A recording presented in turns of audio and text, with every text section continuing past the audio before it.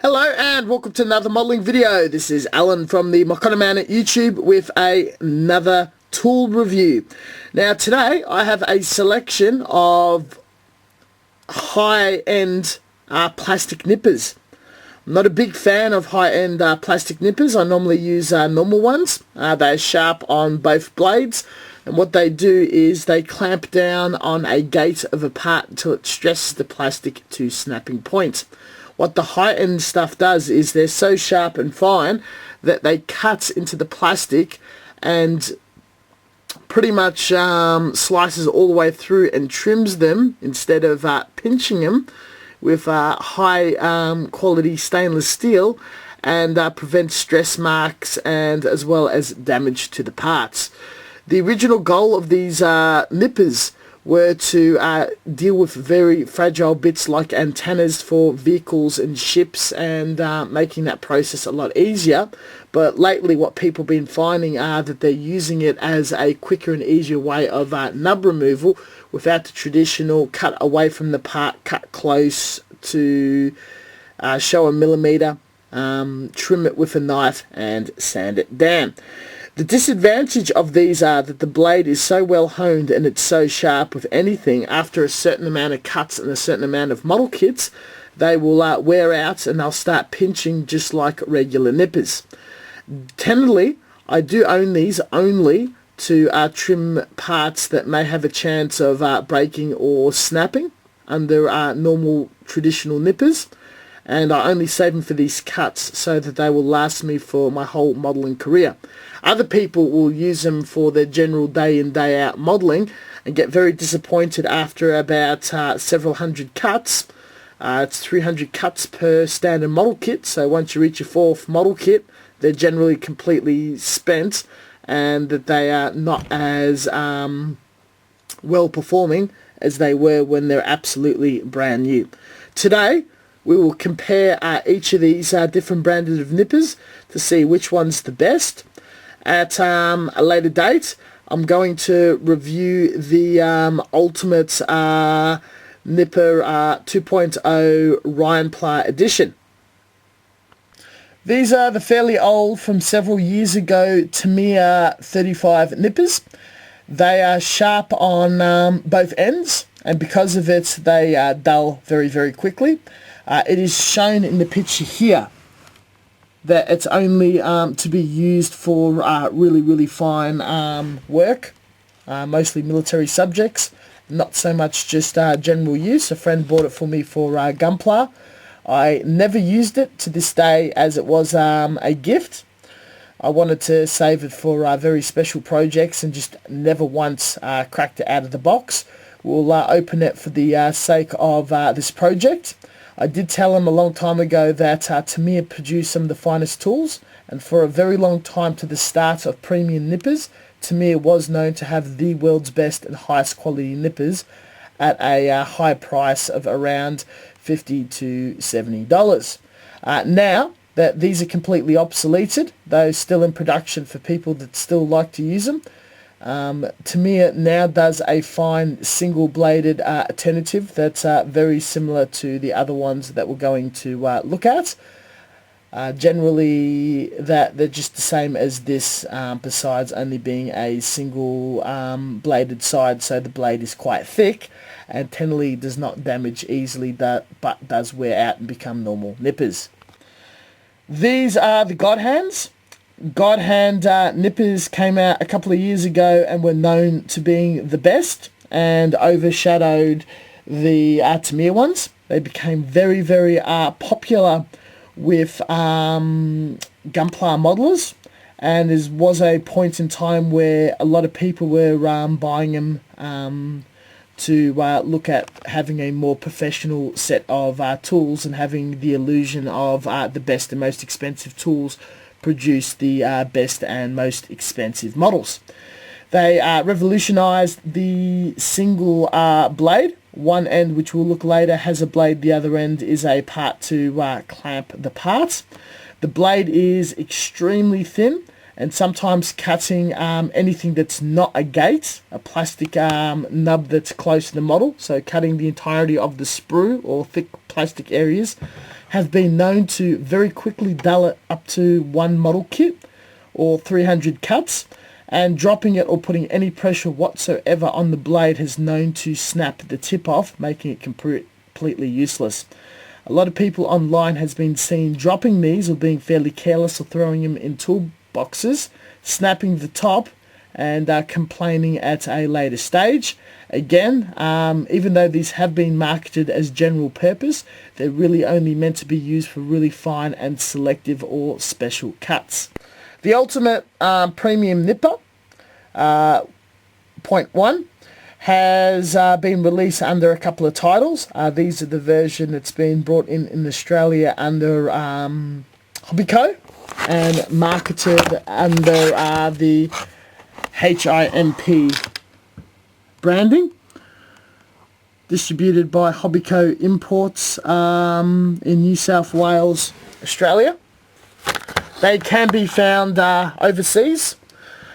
This has a larger blade and ever so slightly more thicker than the Godhand, and is generally a lot stronger and less likely to snap. The blade is still very thin and can sustain damage, but it will go through a lot more cuts. I've used this on a few projects and have been fairly satisfied. You will find them in retail for Australia for around the $50 mark, and can also be found overseas. These are the Ultimate Nippers 2.0, or known as the Ultimate Rhineplate Nippers. It has Rhineplate written on the metallic bit as a bit of an inside joke of the Australian modelling and gunpla community. It is specialised nippers, marketed as general purpose nippers, as we talked about earlier, though I believe it is for the original purpose is Tamiya market them for special military cuts. The blade is on the reverse end opposed to the original 1.0 nippers. The blade is the same size, though a little thicker, and maintains the same sharpness and excellent cuts. These are designed to take more wear and tear. The Godhands also suffered if you weren't very careful with the cuts and ever so slightly twisted the blade, that they would also snap just by doing a cut. Due to the Ultimate Nippers 1.0 and 2.0, the blade being very, very thick, though still well honed and sharp at the tip, will not twist or bend, and is a lot less likely to snap or break at the tip. These are probably the best nippers I've used, and I'm currently using this for a military kit.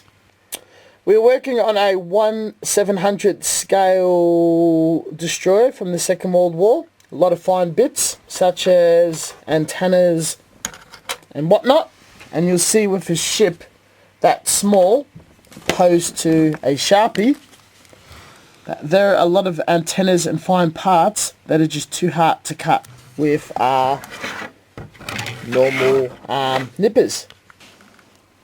Looking at this runner, you can see that there are many fragile bits, and they'll just snap easily.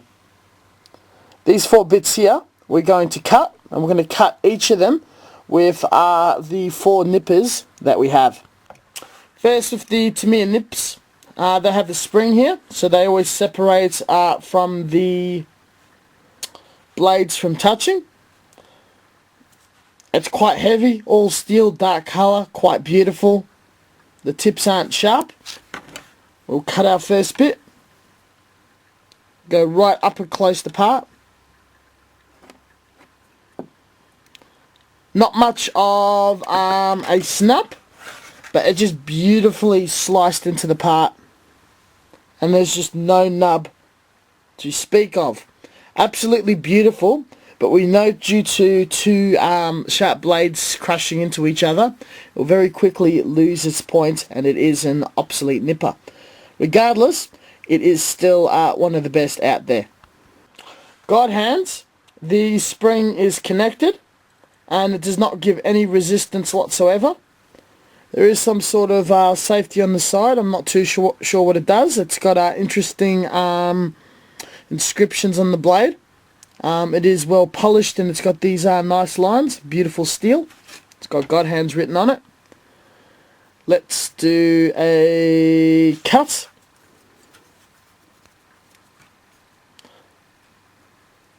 Now you can feel that the blade is very, very fragile. You take the time to level it up nicely.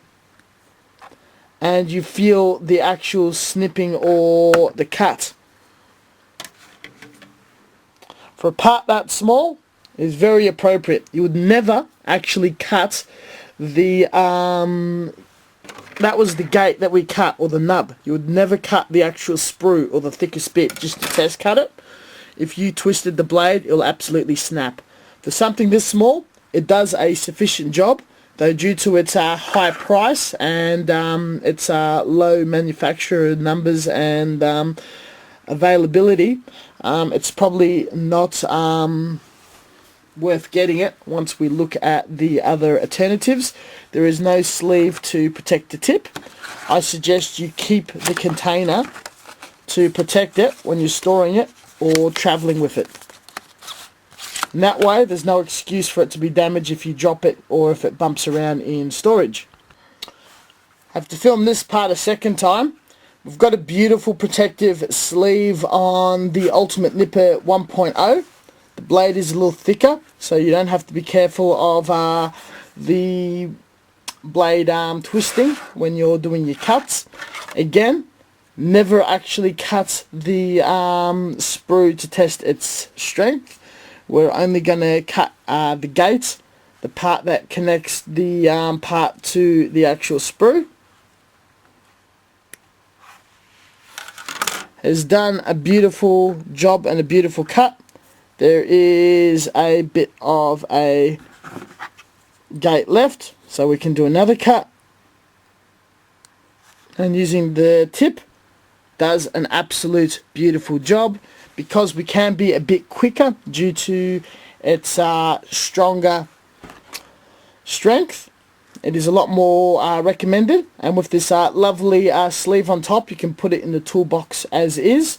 And I would still keep it in its plastic to prevent dropping it and snapping the tip off. The Ultimate Nipper 2.0 is very similar. Once it's hit the market, the original one won't be available anymore. Got the spring to connect it, and it's got the same resistance. It's quite thicker and more aesthetically pleasing. It has the red handle, so you can tell the difference from this and the Godhands. The blade is a bit thicker, and it cuts just as well with the bladed bits and the clamping bits. You do maintain, it will known, or the Godhand and the Ultimate Nipper is known to develop some spot rust. You can oil this, just a bit of WD-40 for maintenance, or cooking oil. Cooking oil will do a decent job. To do a test cut, we'll do one of these boat ramps. Just go nice and close. Snip. And there is absolutely no nub what to speak of.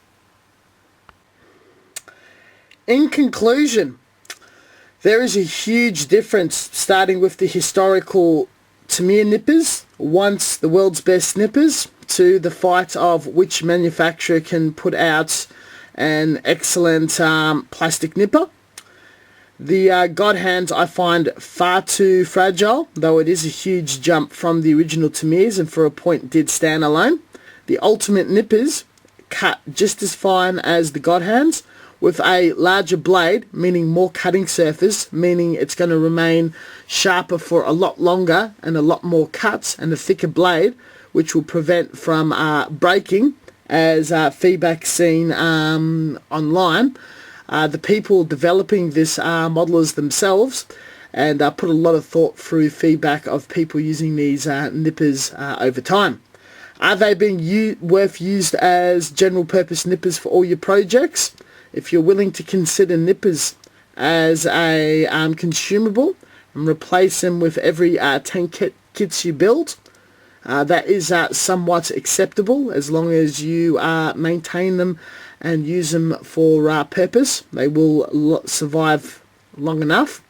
If you wish to get a lifetime out of them, opposing that you don't lose it or damage it, and only use it for very, very small cuts, as demonstrated in this video, they will last a lifetime.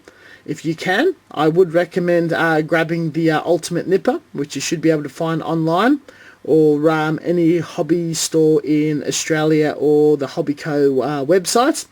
The other nippers, I'm not too sure, and there is still the Tamiya single-bladed premium nippers to explore, which at this point with my collection, it's not quite worth buying, but I'm sure to say that it would be up there, but probably not as well refined as the Ultimate Nipper.